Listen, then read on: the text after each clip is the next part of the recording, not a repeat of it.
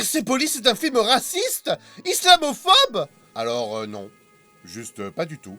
Persepolis, mon film d'animation français préféré adapté de la bande dessinée du même nom, est l'autobiographie de Marjane Satrapi. Elle y raconte sa jeunesse, son enfance de la révolution iranienne de 1978 à la guerre contre l'Irak en passant par la mise en place de la République islamique d'Iran, puis son exil en Autriche où elle y retrouve une normalité dans ses libertés, mais est aussi confrontée à l'intolérance, aux préjugés des gens qui ont grandi dans le confort et aux trahisons de ses amours, ce qui l'incitera à revenir en Iran dans l'espoir d'avoir une vie paisible entourée de sa famille. Et à travers tout ça, le film montre comment elle s'est construite, entre son héritage familial et l'oppression qu'elle subissait au quotidien. Malheureusement, avec le contexte géopolitique actuel, des voix s'élèvent sur les réseaux sociaux pour faire passer ce film pour une propagande visant à déshumaniser les musulmans. Et pourquoi ne pas dire que Marjane Satrapi est une infiltrée envoyée par le RN tant qu'on y est.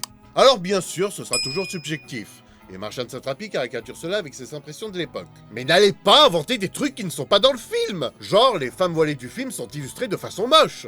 Mieux encore, la famille de Marjane qui serait pro-régime du Shah. Chose démentie en même pas 10 minutes de visionnage. On voit même que sa famille est communiste et que Marjane n'hésite pas à insulter une bonne sœur qui a tenu des propos racistes à son encontre. Dites simplement que vous n'avez pas vu le film ou lu la BD et que vous savez juste décider de suivre un mouvement. Ce serait plus rapide et honnête. Oui, c'est critique de la République islamique.